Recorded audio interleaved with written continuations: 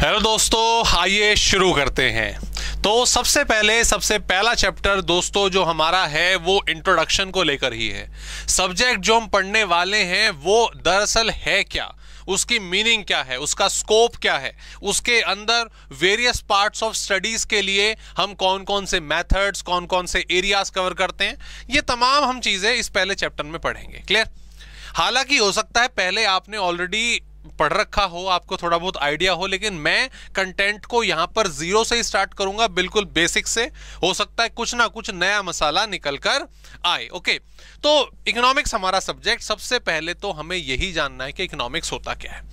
ठीक है, सबसे पहले हम यही जानेंगे इकोनॉमिक्स होता क्या है। दोस्तों, अगर इकोनॉमिक्स को सबसे सिंपल मैनर में फिनिश करा जाए कि इसकी एक्चुअल मीनिंग क्या होती है, तो वो होता है गिवन रिसोर्सेज से best possibility. That's it. Given resources से बेस्ट पॉसिबिलिटी मतलब जो भी कुछ आपके पास है, जो भी कुछ आपके पास अवेलेबल है, उसका इस्तेमाल आप प्रोडक्शन के लिए, सर्विस प्रोवाइडिंग के लिए इस तरीके से करो कि आपको उससे बेस्ट रिजल्ट देखने को मिले। So that is simply what economics।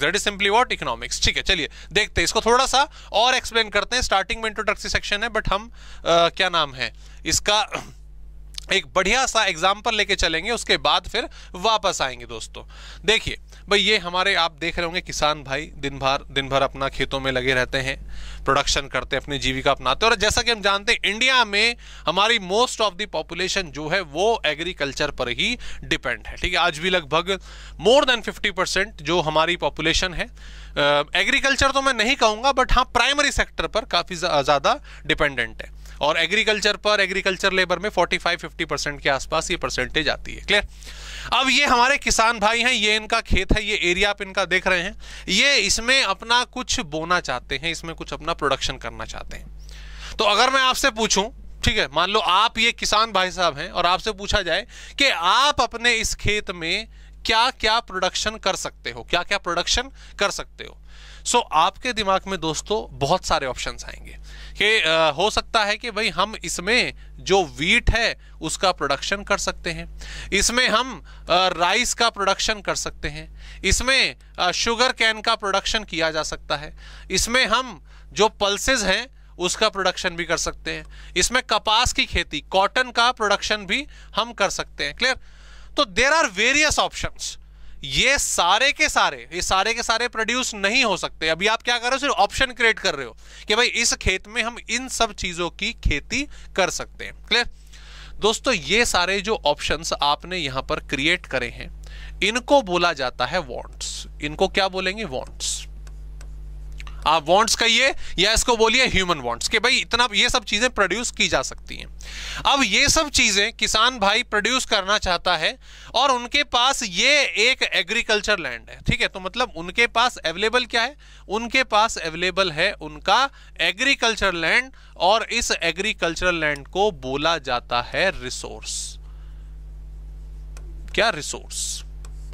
और भी रिसोर्स हैं भाई, ये बैल हैं इनके पास अपने फर्टिलाइजर, बीज वगैरह हैं, ये भी इनके रिसोर्सेज ही हैं, लेकिन हम एग्रीकल्चर लैंड को कंसीडर करके अपना एग्जांपल समझेंगे। ओके, तो ये सब ये प्रोड्यूस करना चाहते हैं, ये इनके पास अवेलेबल हैं। अगर हम यहां पर देखें दोस्तों, साफ साफ हमें ये वाली सिचुएशन नजर आ रही है, हमें साफ साफ ये वाली सिचुएशन नजर आ रही है कि सर जो ये प्रोड्यूस करना चाहता है, यानी कि इसकी वांट्स वो बहुत ज्यादा है, किससे? रिसोर्सेज से जो उसके पास अवेलेबल है।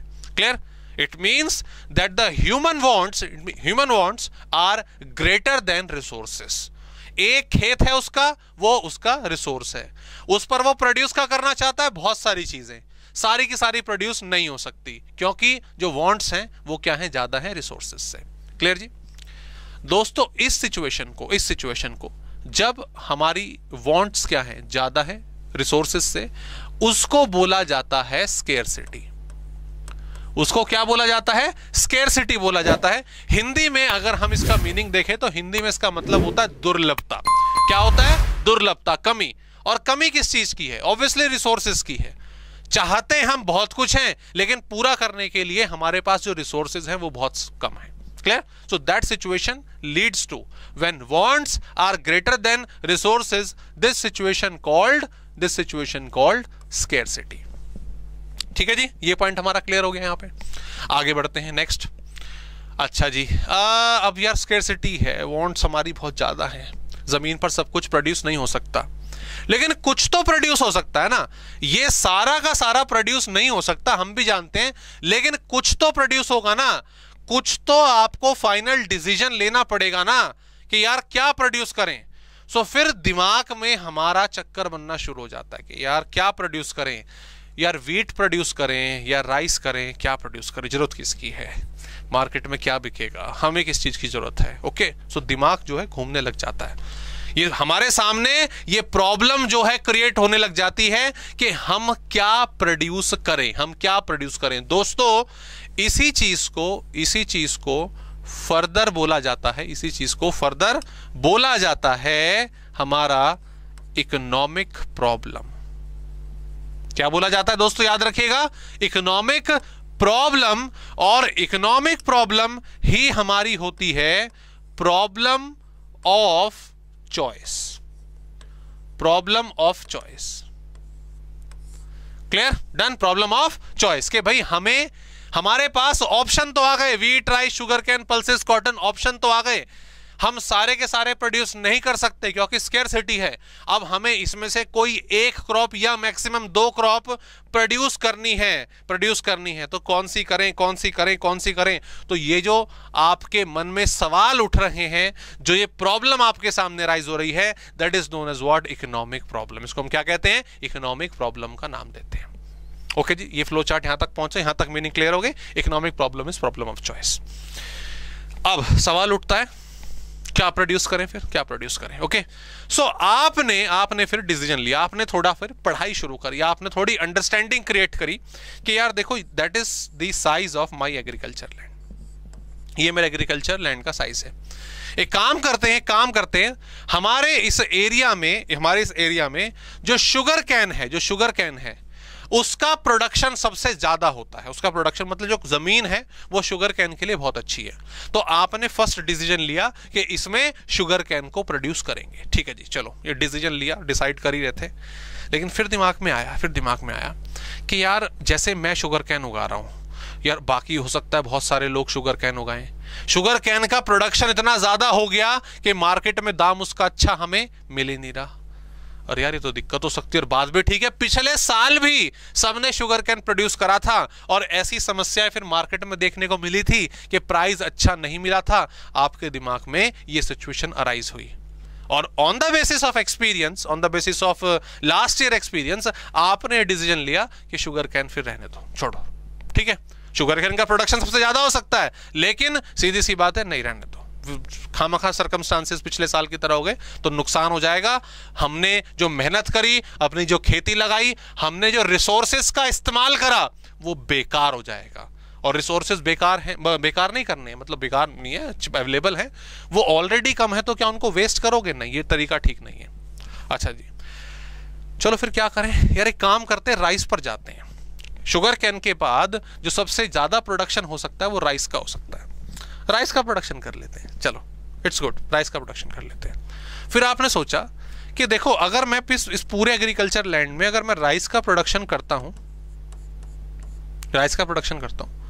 तो 1000 किलो 1000 केजी राइस जो प्रोड्यूस हो सकता है। ठीक है जी, ओके, अच्छी बात है।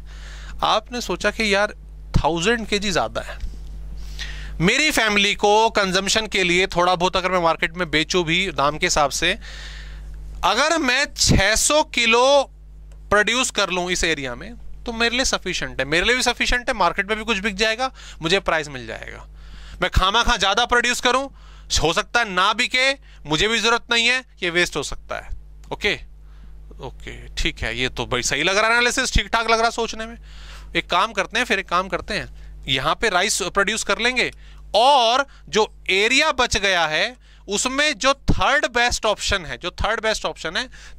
हमारा क्या, पल्सेस। उसके बाद पल्सेस का प्रोडक्शन, मैं एज्यूम कर रहा हूं थर्ड बेस्ट है, पल्सेस का प्रोडक्शन कर लेंगे। क्लियर? तो आपने अभी दोस्तों क्या करा, जरा मुझे बताओ, आपने भी क्या करा ये सब क्या आपने आंख बंद करके सीधा डिसीजन ले लिया कि चलो भाई शुगर कैन? नहीं, you know the market circumstances, you know the price of the sugar cane, आपको पिछले साल का एक्सपीरियंस था, आपने डिसीजन लिया नहीं ये ठीक नहीं है।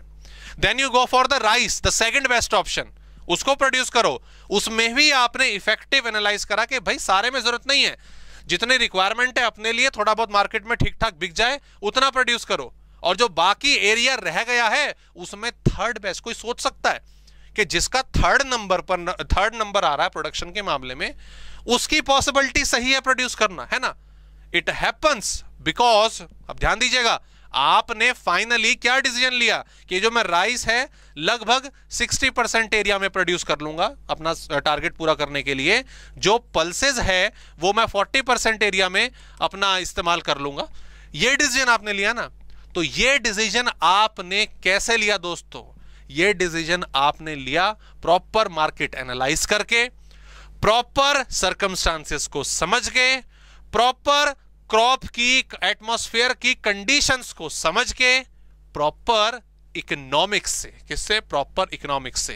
कहने का मतलब अगर ये प्रॉब्लम है तो प्रॉब्लम का सॉल्यूशन भी तो होना चाहिए।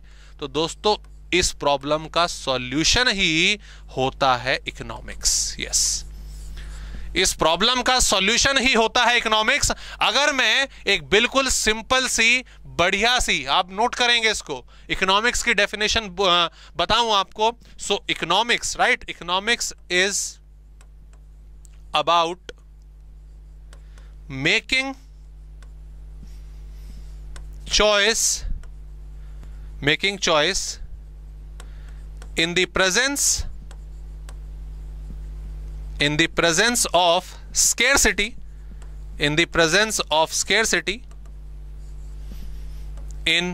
best possible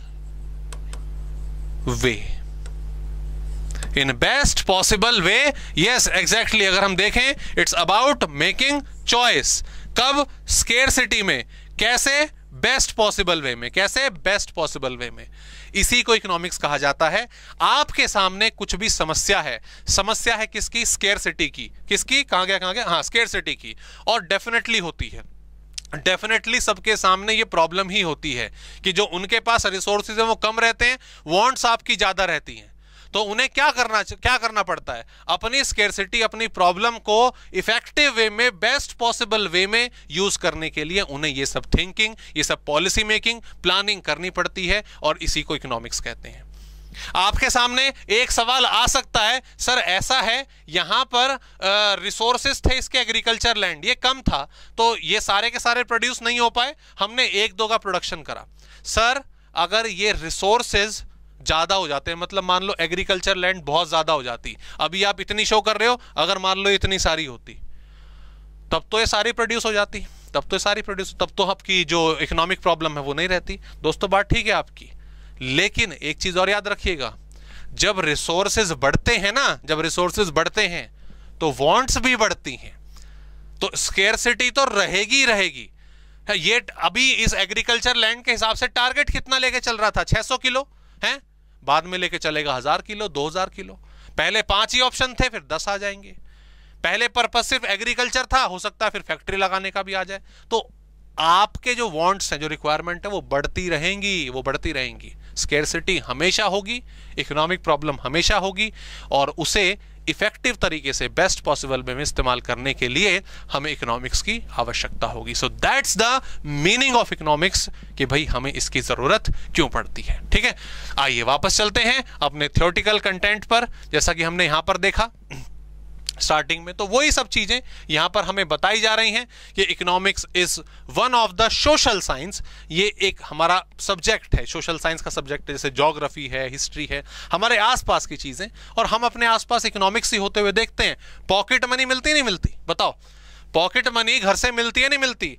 पॉकेट मनी जब आपको मिली, मान लो मैं अज्यूम कर रहा हूं 500 रुपए मिली आपको, है ना, तो 500 रुपए की प्लानिंग देखो आप कैसे कैसे करते हो, है ना। इससे फोन रिचार्ज इतना होगा, इससे कुछ खाने पीने की चीज इतनी होगी, किसी को चॉकलेट देनी है, किसी को रोज देना है, पता नहीं क्या क्या आप पूरी प्लानिंग कर लेते हो, है ना। लेकिन क्या सारे टारगेट पूरे हो? दोस्तों के साथ पार्टी भी कर लूं, अपने लिए भी कुछ खरीद लूं, ऐसा नहीं हो पाता, है ना। सो व्हाट यू डू, आप क्या करते हो? Best possible. यार दोस्तों के साथ जाऊं या अपने लिए कुछ खरीदूं, या किसी को चॉकलेट दूं या खुद ही चॉकलेट खा लूं, होता है ना, मतलब सेटिंग अपनी करते हो, प्लानिंग वगैरह। दैट इज व्हाट, कि जो 500 रुपए हैं वो रिसोर्स आपके वो कम है, वांट्स क्या है? ज्यादा है। सर अगर 500 की जगह 5000 दे दिए पापा ने, 5000 दे दिए, फिर तो हम सब कुछ कर सकते हैं। अरे नहीं कर सकते भैया, बिल्कुल नहीं कर सकते। जब 500 रुपए आए थे तो 500 रुपए के हिसाब से दिमाग चला था, जब 5000 आएंगे तो 5000 के हिसाब से दिमाग चलेगा। भाई 5000 आ गए, अपने लिए कुछ गैजेट खरीद लूं, मोबाइल के लिए पैसे जोड़ूं, दोस्तों के साथ कहीं अच्छी जगह घूमने चला जाऊं, है ना। तो कहने का मतलब ये कि अगर रिसोर्स बदलेंगे तो आपकी वांट्स भी बदलेंगे। तो ये सब रेगुलर लाइफ अपने आसपास हम देखते हैं। मम्मी हमारी, सबसे पहले इकोनॉमिक्स हमें किसने पढ़ाई? सबसे पहले हमें इकोनॉमिक्स पढ़ाई हमारी मम्मी ने। अरे जाओ मार्केट से अपना आलू लेके आओ, प्याज लेके आओ, होता ना कई बार सामान लेने के लिए भेज देती हैं, तो पहले बता देती है ना कि ये मनी है, इसमें इतनी सब्जी आएगी, ये लगभग रेट होगा, ये प्राइस ले लेना, धनिया मिर्ची फ्री में ले लेना, है ना। दैट इज व्हाट इकोनॉमिक्स, कि वो जो पैसा है, जो अमाउंट है, वो रिसोर्स है। सब्जियां ज्यादा हैं, ज्यादा से ज्यादा सब्जियां आ जाएं अपने अमाउंट में तो बढ़िया। ये चीज क्या? ये इकोनॉमिक्स होती है। ये चीज क्या? That is what economics. Okay, so यही चीज हमारी सीधी सी बात है, it relates with our economic activity के साथ ये डील करती है सारी की सारी। इट्स ऑल अबाउट कि हमारा जो मनी है हम उसे किस तरीके से अपना स्पेंड करते हैं। और यस, सबसे मेन चीज हमारी यहां पर जो आ जाती है, it is a problem, it is a problem जो किसकी है? आपकी स्कैरसिटी की। It is a problem because human wants are unlimited and society's resources are limited. So the central task of economics is how much of a commodity, yes, how much of a commodity are to be produced जहां पर हमें सबसे ज्यादा satisfaction मिले। और अभी आपने इस एग्जाम्पल में दोस्तों यही तो करा था, हमें किसकी कितनी उगानी है यही तो डिसीजन लिया था। भाई इसकी 600 रहेंगी, 40% रहेगा। आप अगर इसमें 100% एरिया में राइस प्रोड्यूस कर देते तो बेस्ट सेटिस्फेक्शन शायद नहीं मिलता, कुछ चीजें बिकती, कुछ नहीं बिकती, दिक्कत रहती। तो एनालिसिस आपने बढ़िया करा ना, भाई बोला पल्सेस को लेकर आओ, उसको उगाएंगे। So that's the management, that's the economics, कि जो भी कुछ रिसोर्स है उसका बेस्ट पॉसिबल वे में इस्तेमाल करना। ओके दोस्तों, सो that is simple the meaning of economics. Main definition जो हमने यहां पे लिखी सिंपल सी, कि economics is about making choice in the presence of scarcity in best possible way. चलिए जी आगे बढ़ते हैं, सफर को ले जाते हैं आगे। और यस, हाँ जी, दो दोस्त आ गए हमारे, एक है आपका माइक्रो और एक है आपका मैक्रो। सफर आगे जाने से पहले हमें इसके बारे में नॉलेज होनी बहुत जरूरी है, हमें इसके बारे में नॉलेज होनी बहुत ज्यादा जरूरी है कि इकोनॉमिक्स, ठीक है, इकोनॉमिक्स का मीनिंग हमने पढ़ लिया, तो इकोनॉमिक्स की भी क्या आगे कोई ब्रांचेस होती हैं? तो जैसा कि आप देख रहे हैं दोस्तों, हमारे इकोनॉमिक्स की मेन दो ब्रांचेस होती हैं जो हमें पढ़नी होती हैं। One is what micro and one is what macro. Micro economics और मैक्रो इकोनॉमिक्स, ये दोनों क्या है आइए मतलब समझते हैं। अगर आप यहां पर ध्यान दें माइक्रो मैक्रो, तो यहां पर आ रहा है आई और यहां पर आ रहा है ए। जब मैं बात कर रहा हूं आई की, तो I is for individual, I is what individual, and A is what all, या फिर आप कहिए एग्रीगेट, सम टोटल, ऑल या aggregate, that is I, that is A. Sir इसका मतलब क्या हुआ? ध्यान दीजिए, ध्यान दीजिए। आप इकोनॉमिक्स में स्टडी कर रहे हो, आप इकोनॉमिक्स में स्टडी कर रहे हो किस पर्सपेक्टिव से? किस पर्सपेक्टिव से? दैट इज माइक्रो इकोनॉमिक्स या मैक्रो इकोनॉमिक्स। ध्यान देंगे, ऊपर जो आपने एग्जांपल लिया, ऊपर जो आपने एग्जांपल लिया, ऊपर एग्जांपल आपने लिया था एक फार्मर का, सिंगल फार्मर का। वो फार्मर, उसका प्रोडक्शन, उसका एग्रीकल्चर लैंड, उसके पास resources. Okay, so you are studying about individual unit, that is micro economics, that is what micro economics. लेकिन क्या पूरे स्टेट में, पूरे डिस्ट्रिक्ट में या पूरी कंट्री में वो एक ही किसान है क्या? क्या वो अकेला किसान है? Sir definitely not. इतने सारे फार्मर हैं, इतने सारे किसान हैं, बहुत ज्यादा।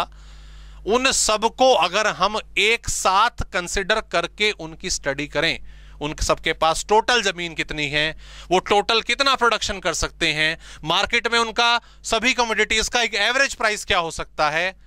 Now you are studying about all, now you are studying about aggregates, that is macro economics. Clear? ये पेन आपका, ठीक है, इसका प्राइस क्या है, इसकी मार्केट में डिमांड कितनी होती है, जो फर्म्स हैं इसको कितनी क्वांटिटी में बना रहे हैं, कब इसकी डिमांड बढ़ती है, कब इसकी सप्लाई बढ़ती है, वगैरह वगैरह। You are studying about the individual unit, that is micro economics. लेकिन मार्केट में, मतलब इकोनॉमी में, क्या ये अकेली कमोडिटी, अकेला पेन है? नहीं सर, ये मार्कर भी है, ये हाइलाइटर भी है, ये कैलकुलेटर भी है, ये पेंसिल भी है, ये पेन भी है, ना जाने कितनी सारी कमोडिटीज इकोनॉमी में हैं। तो उन सब की टोटल कंबाइंड डिमांड, उन सब की कंबाइंड टोटल सप्लाई, उन सब का एक एवरेज प्राइस लेवल, कंट्री में सब लोगों की इनकम एक साथ जब कंबाइंड स्टडी कर रहे हो आप, that known for macro economics, that is what macro economics. तो ये एक सिंपल सा डिफरेंस नजर आता है कि माइक्रो इंडिविजुअल लेवल पर इंपैक्ट डाल रही है और मैक्रो एग्रीगेट लेवल पे। तो इसकी डेफिनेशन भी अगर हम लिखें ना दोस्तों, सो माइक्रो इकोनॉमिक्स, ठीक है, लिख लेंगे इसको, माइक्रो इकोनॉमिक्स इज अबाउट रहने देते हैं, is a branch of economics which studies economic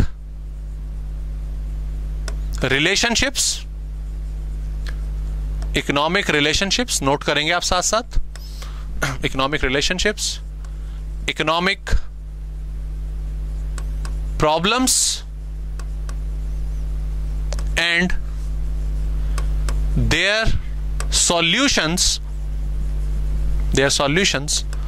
at individual level,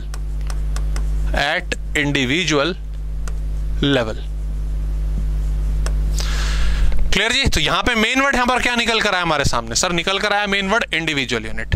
ठीक उसी तरीके से when we are talking about the macro economics, so it is macro economics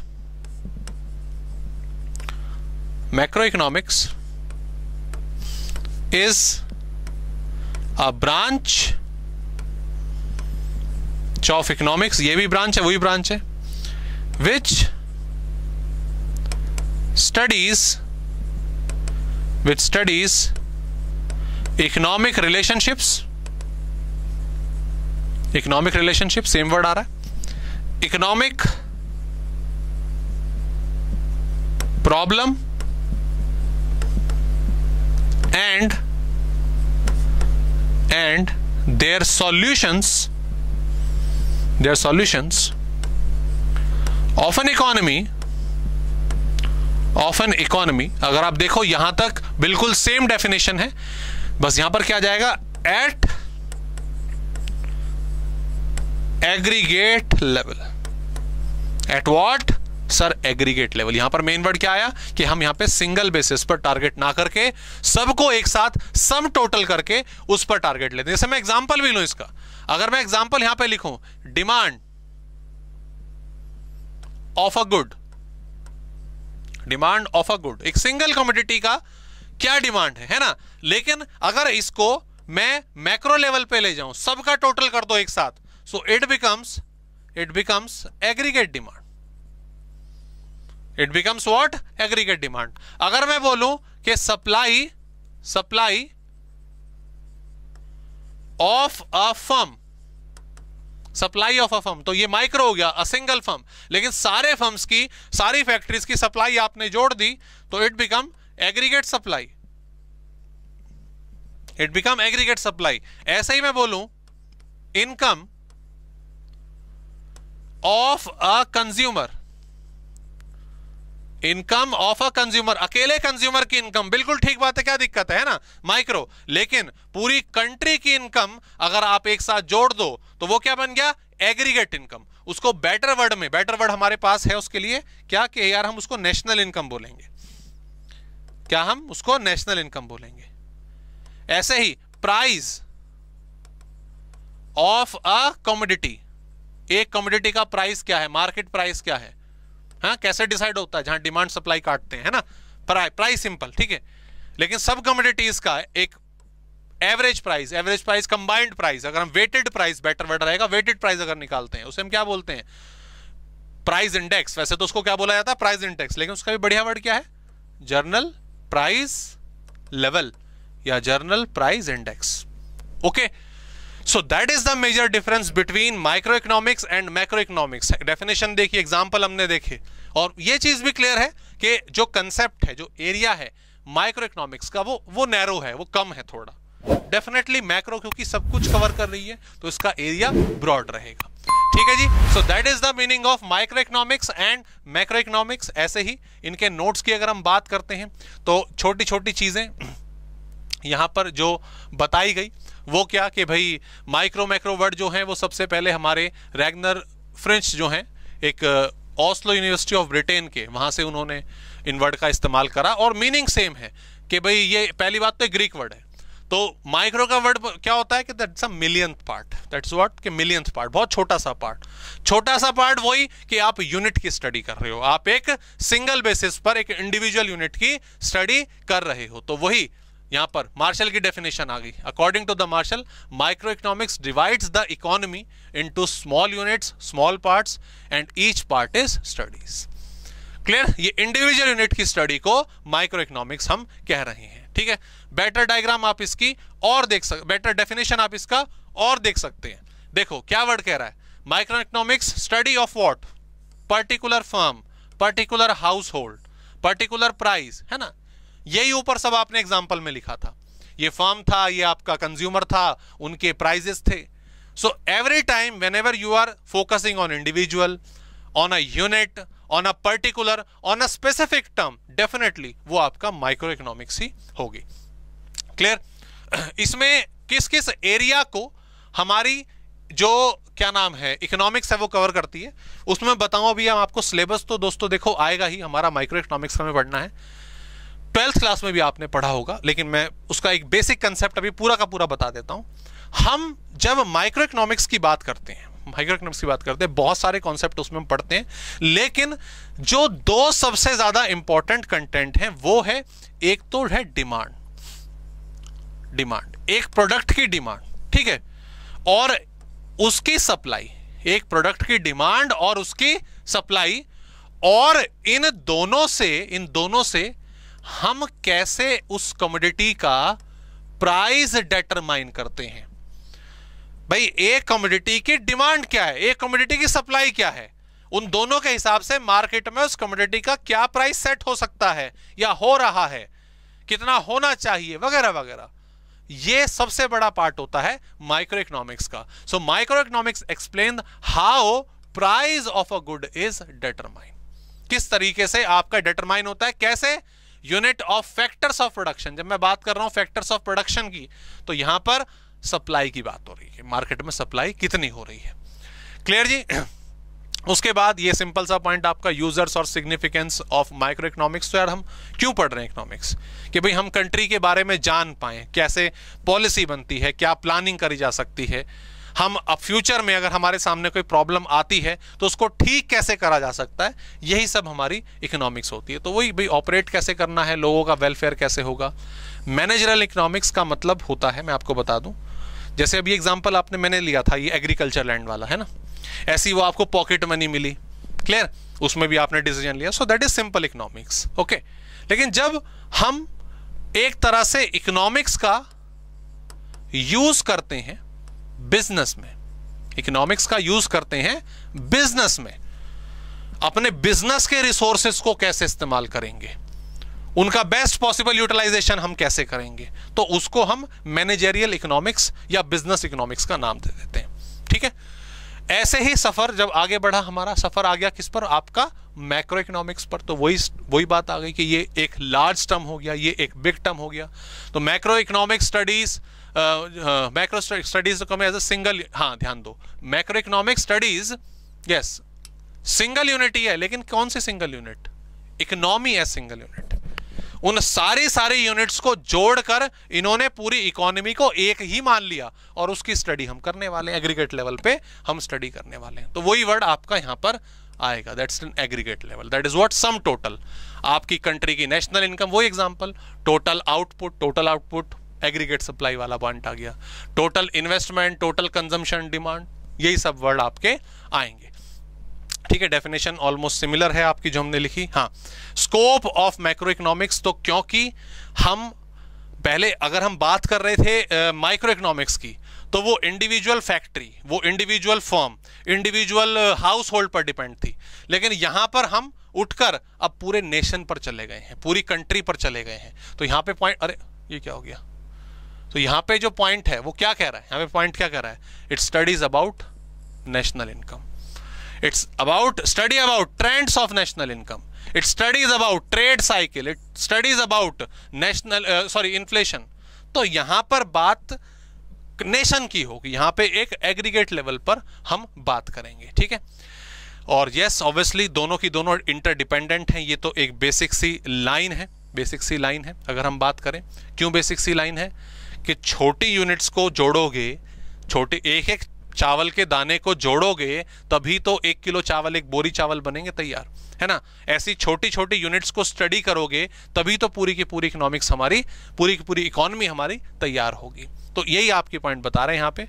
और उसके बाद अगर हम बात करें मैक्रो इकोनॉमिक्स का स्कोप, सेम चीज, सो एग्जांपल वगैरह जो आपने लिए हैं, ठीक है। तो just you have to go through on these content. Clear, चलिए आगे बढ़ते हैं दोस्तों। नेक्स्ट है आपका subject matter of economics. Subject matter of economics, हमने जो एग्जांपल लिया इसको पहले मैं बताता हूं यहाँ पे, ओ सॉरी, इसको हम एक बार साइड में इसका फ्लो समझेंगे, उसके बाद फिर वापस आएंगे।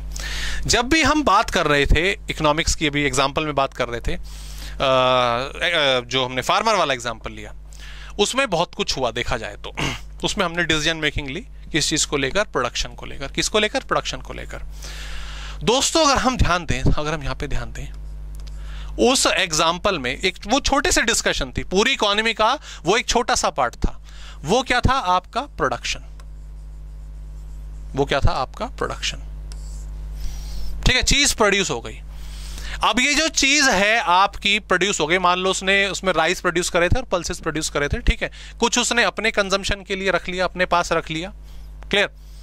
और उसके बाद कुछ उसने मार्केट में बेच दिया। अच्छा, प्रोडक्शन करने के बाद दोस्तों, अगर उसने सेल करी है, अगर उसने सेल करी है तो किसने खरीदा होगा, ध्यान देना, इस पे ध्यान देना। प्रोडक्शन करने के बाद अगर उसने सेल करी है तो डेफिनेटली सेल करी होगी किसको, कंज्यूमर को। किसको, कंज्यूमर को। और कंज्यूमर क्या करेगा सर, कंज्यूमर करेगा कंजम्पशन,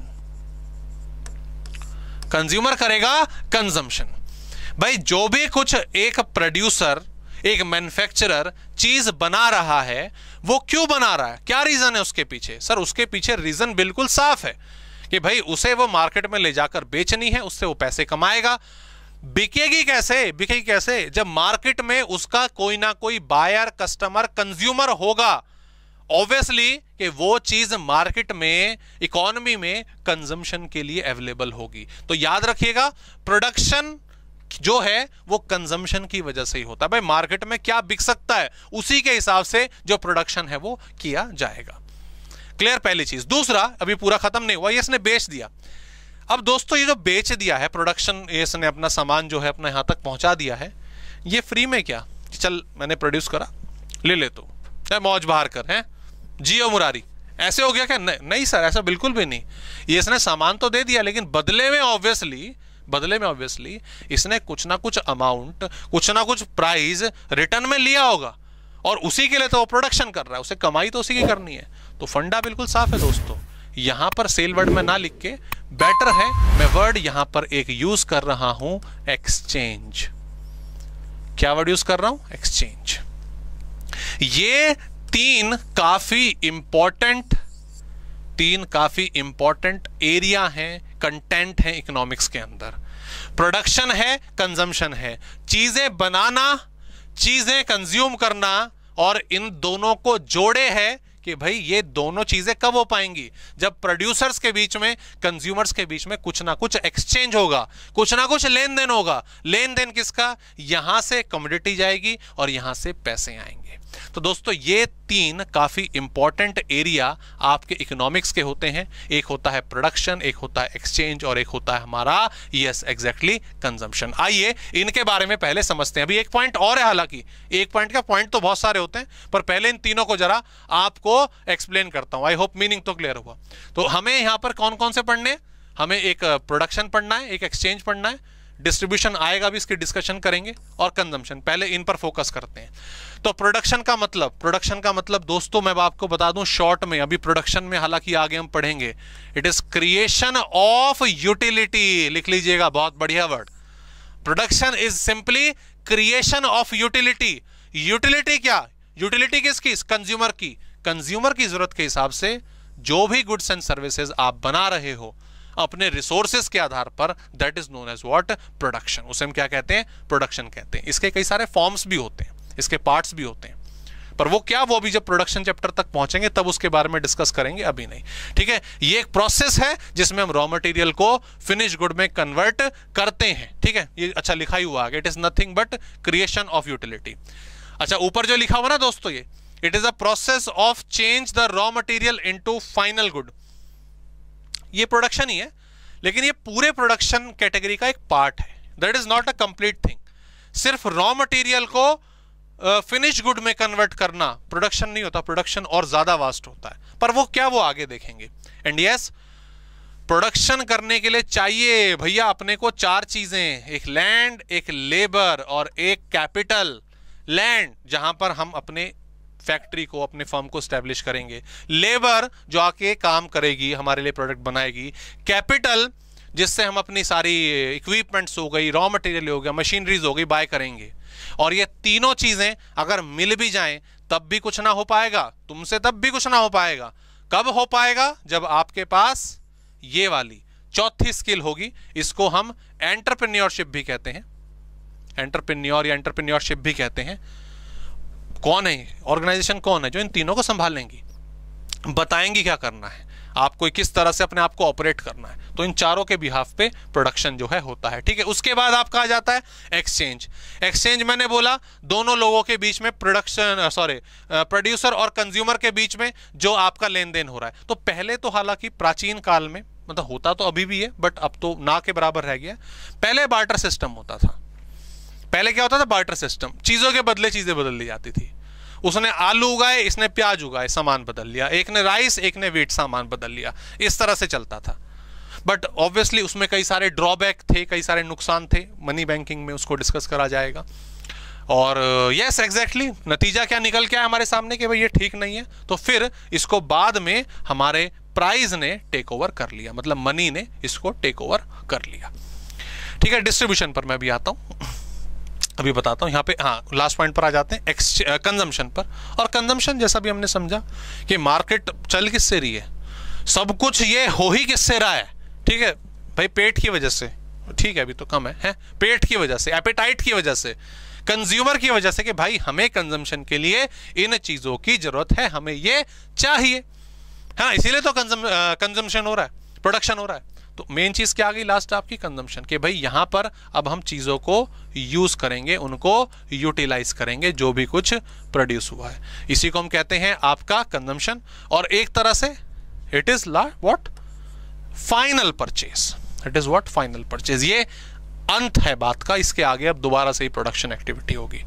तो ये 3 पॉइंट दोस्तों सिंपल से थे।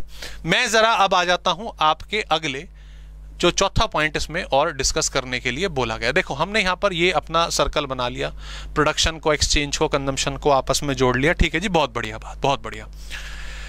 अब इसमें एक चीज और आ जाती है, वो क्या? देखो प्रोडक्शन कर, जब प्रोडक्शन की बात हुई, जब प्रोडक्शन हुआ और एक्सचेंज मिला वापस में, तो मैंने बोला था कि प्रोडक्शन करने के लिए हमें लैंड,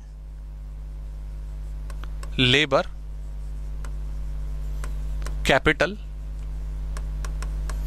और एंटरप्रेन्योर, ठीक है, इन 4 चीजों का इस्तेमाल हुआ। ठीक है, और फिर जाके प्रोडक्शन हुआ। ये प्रोडक्शन एक मैं इंडिविजुअल यूनिट ले रहा हूं कि ये जो प्रोडक्शन यूनिट है मिस्टर ए की थी। किसकी थी? मिस्टर ए की थी। और मिस्टर ए ही अपनी एंटरप्रेन्योरशिप को मैनेज कर रहे हैं, वही डिसीजन लेते हैं, वही प्लानिंग करते हैं। तो मिस्टर ए का प्रोडक्शन फर्म है और मिस्टर ए की ही एंटरप्रेन्योरशिप है, ठीक है। मिस्टर ए ने जो प्रोडक्शन करा और उससे मतलब सामान को बेचा, तो बदले में इनको पैसे मिले इनको कितने, मान लीजिए हम एज्यूम कर लेते हैं 1 लाख। कितने? 1 लाख।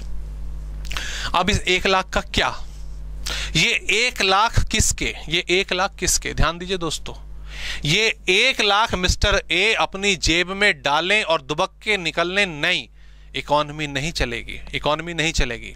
क्यों? ये जो 4 चीजें दोस्तों आपने इस्तेमाल करी हैं, इनको बोला जाता है फैक्टर्स ऑफ प्रोडक्शन। इसको हम क्या बोलते हैं? Factors of production. प्रोडक्शन करने के लिए क्या क्या चाहिए भाई साहब? ये चाहिए। मुझे ये बताओ, ये फ्री में काम करेंगे? ये सारे के सारे फ्री में काम करेंगे क्या? आके जमीन ले ली किसी की, अरे यार कोई नहीं, क्या तेरा क्या मेरा, ठीक है, पैसे वैसे बात छोड़ो, रहने दो। क्या लेबर को बुला लिया, अरे यार तुम खाली तो बैठे थे, मेरे यहाँ के काम कर दो। अरे पैसे मैंने बैंक से ले लिए, अरे यार तुम्हारे पास रखी थे, मुझे दे दो। क्या है? ऐसा होगा क्या? नहीं, ऑब्वियसली नहीं। हमने जो जमीन ली है उसका रेंट चुकाना होगा, हमने जो लेबर से काम करवाया है उसको वेजेस चुकानी पड़ेगी, हमने पैसा जहां से उठाया है उस पर इंटरेस्ट चुकाना पड़ेगा, और उसके बाद जो बचेगा उसे एज अ प्रॉफिट हम अपने पास रख लेंगे। अब इररिस्पेक्टिव जो भी था भाई, जमीन का जो रेंट था वो 20,000 था, लेबर की 30,000 थी, इंटरेस्ट 15,000 था, वो जो भी कुछ अमाउंट हो, बट द थिंग इज कि ये जो 1 लाख रुपए थे, ये एक स्पेसिफिक रेट पर, जो डिसाइडेड रेट था, इन सब के बीच में, अपने फैक्टर्स ऑफ प्रोडक्शन के बीच में बटे, डिस्ट्रीब्यूट हुए। दोस्तों यही आपकी एक और मेन इकोनॉमिक्स की एक्टिविटी है, डिस्ट्रीब्यूशन। एक मेन कंटेंट है व्हाट इज डिस्ट्रीब्यूशन, और ये बहुत जरूरी है, बहुत जरूरी है, बहुत ही इंपॉर्टेंट पॉइंट है, क्योंकि इसी से पता चलता है कि हमारी कंट्री में गरीबी कितनी, अमीरी कितनी। हमने जमीन वाले को किराया बहुत कम दिया, लेबर को फेयर वेज रेट नहीं दी, इंटरेस्ट चुका के ज्यादा प्रॉफिट अपने पास रख लिया। So it will create inequality of income. It will create what? Inequality of income. अमीर और ज्यादा अमीर, गरीब और ज्यादा गरीब। लेकिन डिस्ट्रीब्यूशन को अगर ठीक तरीके से करा जाए, इसको इंपॉर्टेंस दी जाए, इन सबको इनके फेयर वेज रेट दी जाए, फेयर वेज रेट दिए जाए, फेयर जो प्राइस था वो दिया जाए, तो इनके बीच में इनइक्वालिटी कम होगी, एक अच्छा बैलेंस क्रिएट होगा, सब लोग समृद्ध होंगे, सबकी प्रोग्रेस होगी। क्लियर? सो इसीलिए डिस्ट्रीब्यूशन भी एक इंपॉर्टेंट फैक्टर बन जाता है कि जो भी कुछ हमने जनरेट करा, जो भी इनकम हमने कमाई है, क्या उसका डिस्ट्रीब्यूशन सही तरीके से हो रहा है या नहीं हो रहा है। क्लियर दोस्तों? बढ़िया जी। हाँ जी, आगे बढ़ते हैं। आइए अब इसको डिस्कस करते हैं, जो हमारा थर्ड पॉइंट था डिस्ट्रीब्यूशन। तो वही पॉइंट आ गया हमारा कि भाई जो भी कुछ हमने इनकम कमाई है उसको हमने शेयर कैसे करा है फैक्टर्स ऑफ प्रोडक्शन के बीच में। ठीक है भाई, टोटल इनकम क्या थी कि जो हमने बेचकर कमाया, और उसको फैक्टर्स ऑफ प्रोडक्शन के बीच में हमने as a rent, as a wage, as an interest किस तरीके से बेचा है। ठीक है, इसके 2 पार्ट हैं, एक माइक्रो लेवल, एक मैक्रो लेवल। जो एग्जांपल मैंने आपको अभी दिया सिंपली, ये एक माइक्रो लेवल का एग्जांपल था। Micro distribution is nothing but pricing of factors of production, कि हम जो उनका प्राइस है उनकी पर यूनिट के हिसाब से उनको कैसे देते हैं। क्लियर? हाँ, जब मैं मैक्रो पे आ जाता हूं ना दोस्तों, यहां पर तो आपने क्या करा, यहां पर तो आपने क्या करा, एक फर्म के रेवेन्यू को बांटा। ओके, लेकिन जब हम कंट्री की बात करते हैं तो वहां पर नेशनल इनकम की बात होती है कि नेशनल इनकम को किस तरीके से डिस्ट्रीब्यूट करा जाता है। ओके दोस्तों, चलिए जी, आज की क्लास में हम इतना ही कंटेंट रखेंगे। अगली क्लास में हम और भी डेफिनेशंस वगैरह हैं, इनके बारे में भी चर्चा होगी। इकोनॉमिक्स, क्योंकि मैं आपको बता दूं इकोनॉमिक्स क्या है। इकोनॉमिक्स एक थ्योरी सब्जेक्ट है दोस्तों। Economics is not completely science. Economics is not completely science. Science में क्या होता है कि जो थ्योरी, जो प्रिंसिपल एक बार क्रिएट हो गया वही लंबे समय तक रहेगा। लेकिन इकोनॉमिक्स क्या है? एक ह्यूमन बिहेवियर है, एक थ्योरी है जो टाइम बाय टाइम अपना रूप चेंज करती रहती है। उसमें कुछ नई चीजें ऐड होती हैं, पुराने कंसेप्ट ऐड होते हैं, नए कंसेप्ट ऐड होते हैं, पुराने डिलीट होते हैं। ये बैलेंस चलता रहता है। उसी चीज को लेकर इकोनॉमिक्स के बारे में अलग अलग टाइम पर अलग अलग इकोनॉमिस्ट ने अपने पॉइंट ऑफ व्यू रखे। तो वो पॉइंट ऑफ व्यू क्या है उनके बारे में भी हम चर्चा करेंगे। ये हमारी नेक्स्ट क्लास का टॉपिक होगा। एंड यस, आज की क्लास में हमने क्या करा, आज की क्लास में हमने सिंपल इकोनॉमिक्स की मीनिंग समझी, ठीक है, उसके जो फ्लो चार्ट था वो समझा। उसके बाद हमने देखा इसकी दो ब्रांचेज हैं, माइक्रो मैक्रो, दोनों में कुछ डिफरेंस नहीं है, दोनों का काम एक ही है। हाँ, मेन चीज क्या है, एक इंडिविजुअल लेवल पे काम करती है माइक्रो इकोनॉमिक्स और एक एग्रीगेट लेवल पे करती है। और साथ ही फिर इकोनॉमिक्स के तहत अंडर कौन कौन से फैक्टर्स हम स्टडी करते हैं। हमने प्रोडक्शन की बात करी, कंजम्पशन की बात करी, हमने एक्सचेंज की बात करी, डिस्ट्रीब्यूशन की बात करी। So all these are content of economics. ऐसे इन्वेस्टमेंट भी होता है, ऐसे सेविंग भी होता है, बट जो आपका कायदे से सब्जेक्ट में बनता है हम उतना ही पढ़ेंगे। नेक्स्ट क्लास में दोस्तों शुरू करते हैं definition of economics. Please topic को रिवाइज करेगा, कोई भी क्वेरी, कोई भी डाउट हो तो पूछेगा, और यस, अपने नोट्स जो हैं तैयार करिएगा स्टेप बाय स्टेप। मिलते हैं आपसे नेक्स्ट क्लास में। Please take care.